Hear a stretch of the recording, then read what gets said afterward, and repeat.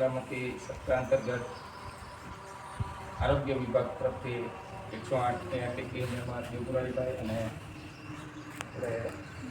ખૂબ આવત છે બંને મહાનુભાવોનો આ તકે લૌકિકા સ્મિત શાળા વતી શાળા પરિવાર વતી સ્ટાફ વતી એમને આવકારીએ છીએ.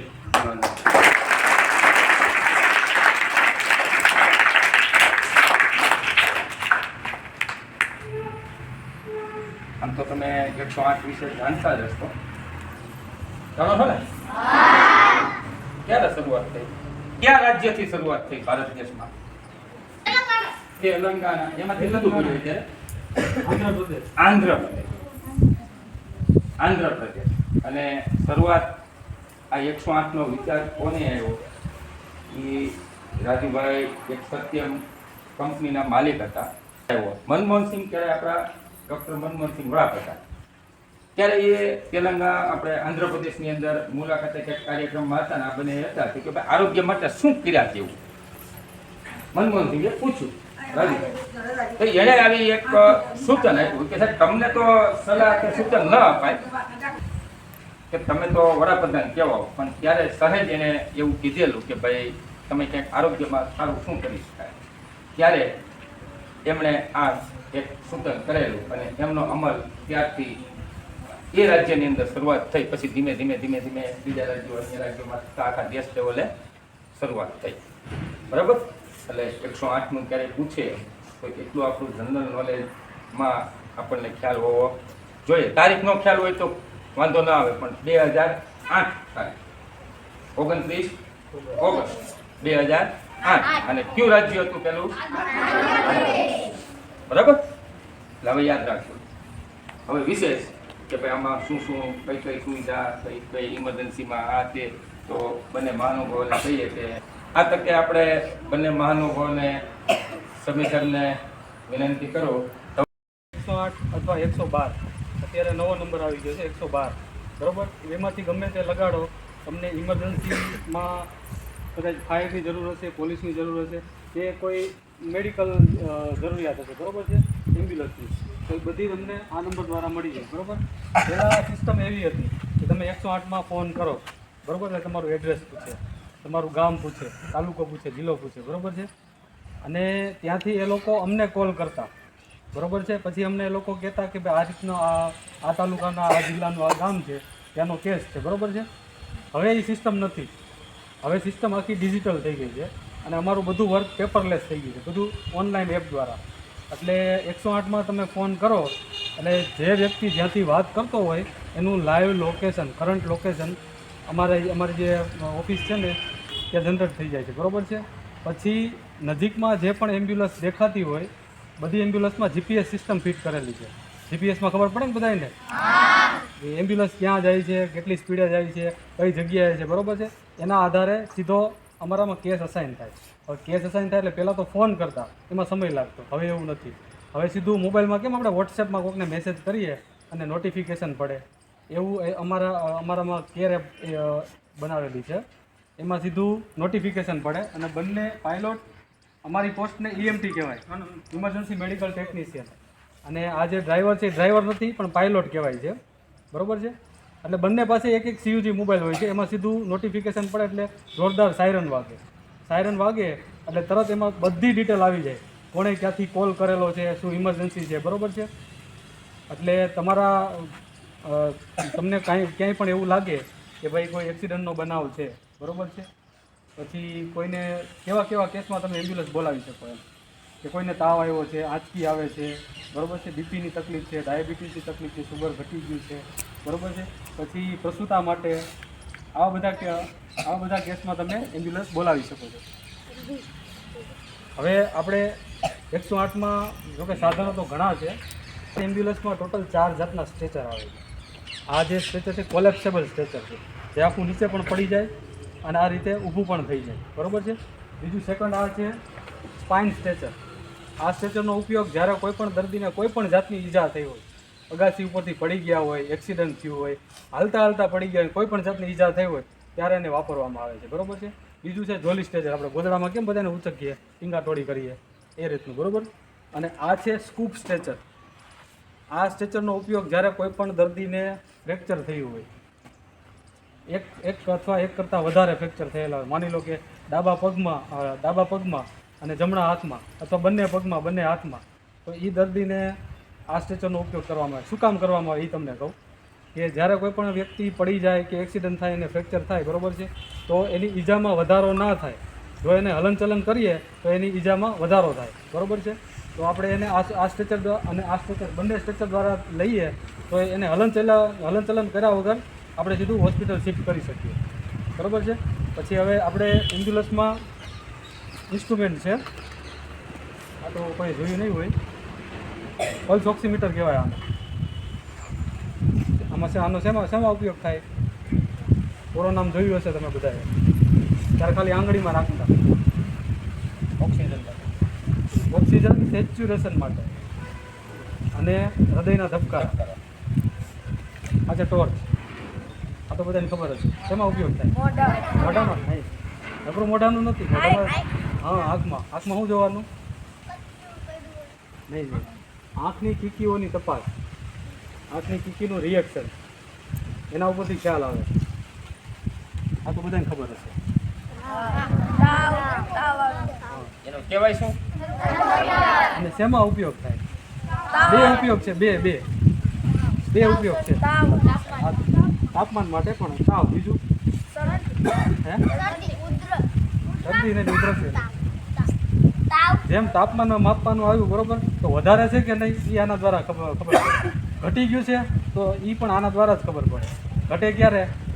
કોઈને વધારે ઠંડી લાગી ગઈ હોય કે અથવા કોઈ દર્દી પાણીમાં પડી ગયું હોય, હાઇપોથર્મિયામાં હોય એના માટે.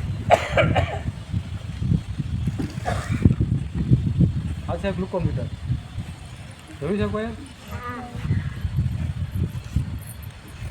આનો ઉપયોગ થાય ડાયાબિટીસ શુગર ચેક કરવા માટે. આ તો ખ્યાલ જ હશે ને બધાને. શું? સ્ટેથોસ્કોપ. શું ચેક કરવાનું? ધબકારા. અને આપણે જે શ્વાસ લઈએ એની આપણા ફેફસામાં જે એન્ટ્રી થાય, એર એન્ટ્રી, એ ચેક કરવા માટે. પછી સ્ટેથોસ્કોપમાં બે ભાગ આવે છે. આ ડાયાગ્રામ કહેવાય, આ બેલવાળો ભાગ કહેવાય, બરાબર. આ બેલવાળો ભાગ છે એ આપણે ફીટસના હાર્ટ સાઉન્ડ, પ્રેગ્નેન્ટ વુમન હોય ને અને બાળકના ધબકારા એનાથી. પછી આ છે મેન્યુઅલ બીપી ઇન્સ્ટ્રુમેન્ટ. સ્પીકનો મેનોમીટર પહેલાં હતા પણ એ બંધ થઈ ગયા છે. આ એનોરેડ બીપી ઇન્સ્ટ્રુમેન્ટ કહેવાય, બીપી માપવા માટે. પછી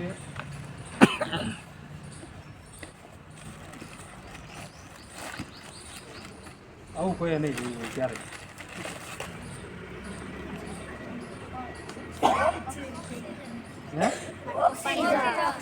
ઓક્સિજન તો છે, નકરો ઓક્સિજન નથી. ઓક્સિજન હતું.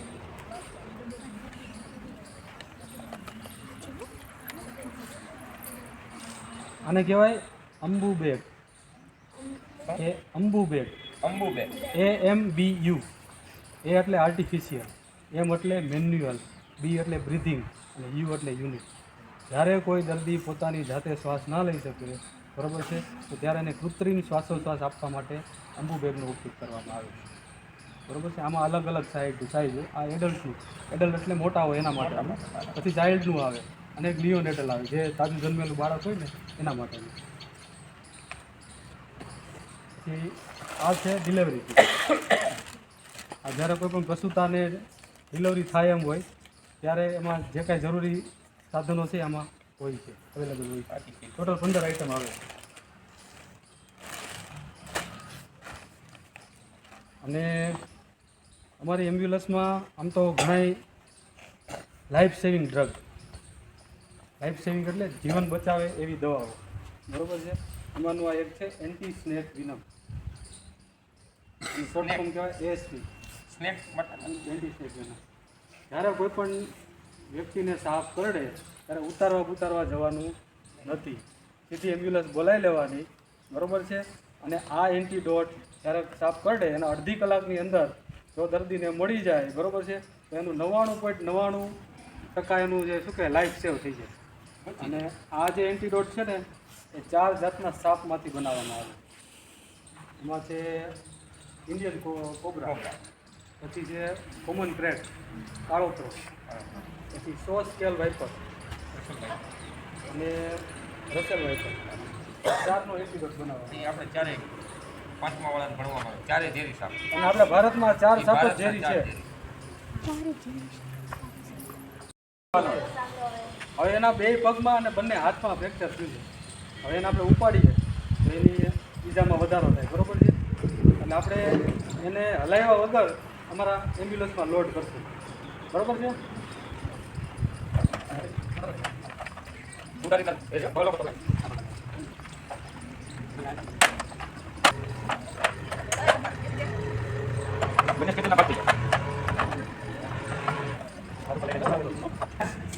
ઘટા બેટા છોકરા આવી જાય. 3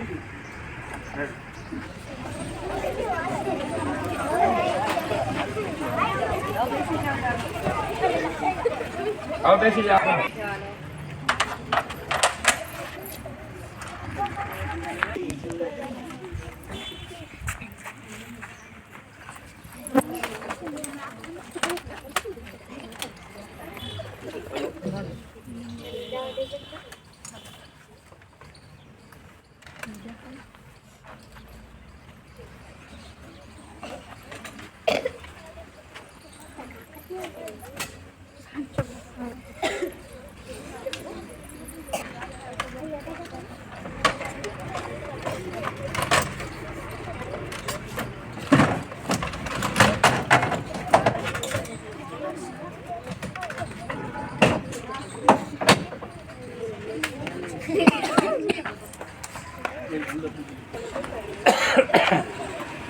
આવો બે જાઓ.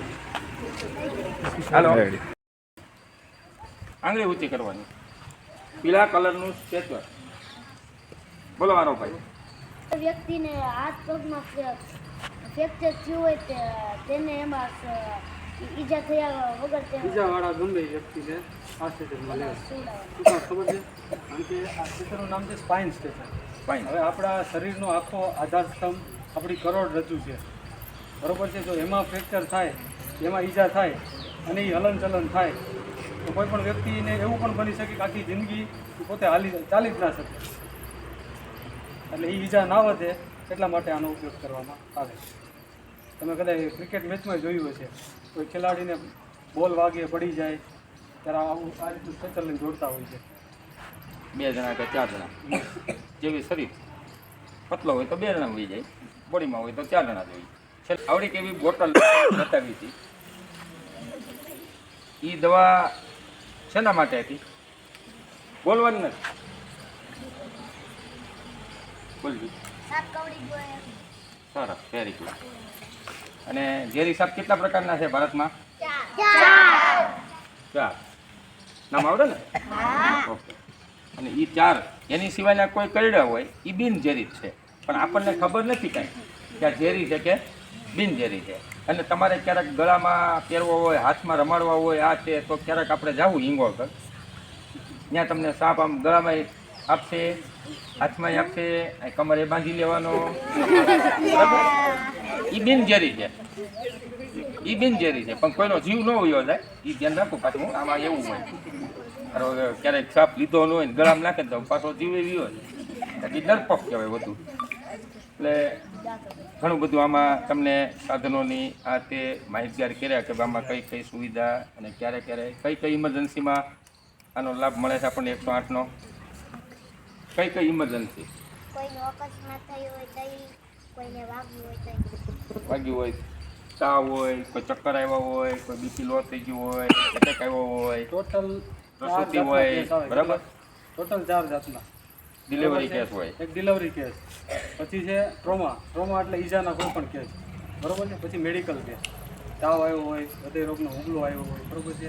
કોઈને આંચકી આવી હોય, પેરેલિસિસનો એટેક આવ્યો હોય, બરોબર છે. અને ચોથી છે એન્વાયરમેન્ટલ ઇમરજન્સી. એ આપણે શું કહેવાય, વાતાવરણને લીધે જે ઇમરજન્સી આવે એ, તો એમાંની વધારે પડતી ગરમી, વધારે પડતી ઠંડી, બરોબર. પછી કોઈ મધમાખી કે એવું બધું, મધમાખી કોઈને કરડે, બરોબર છે, તો એ એક જાતની ઇમરજન્સી.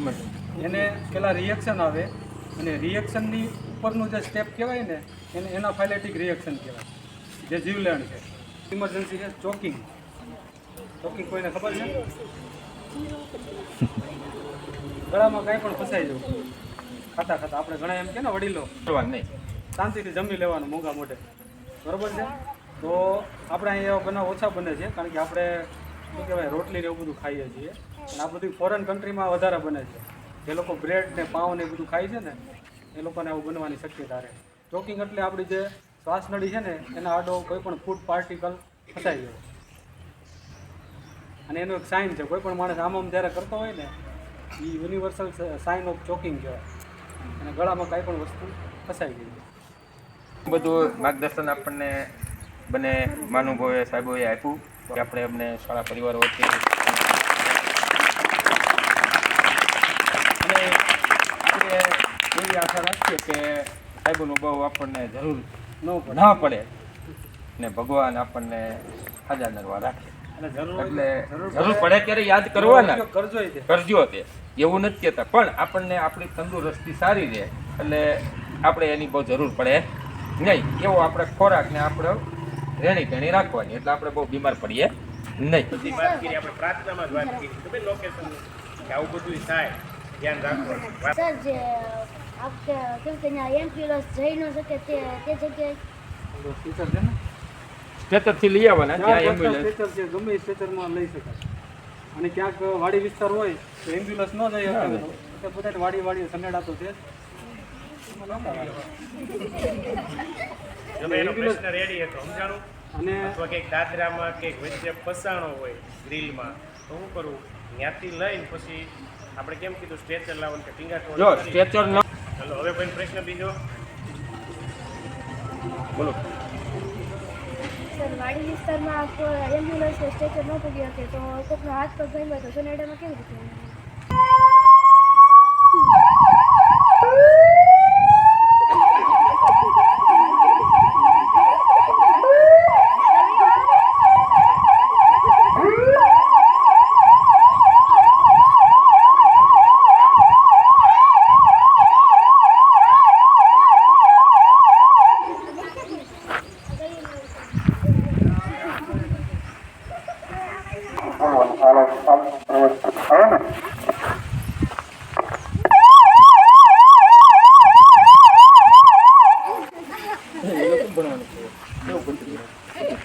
ના ના એ રજા નહીં. ખૂબ ખૂબ આભાર.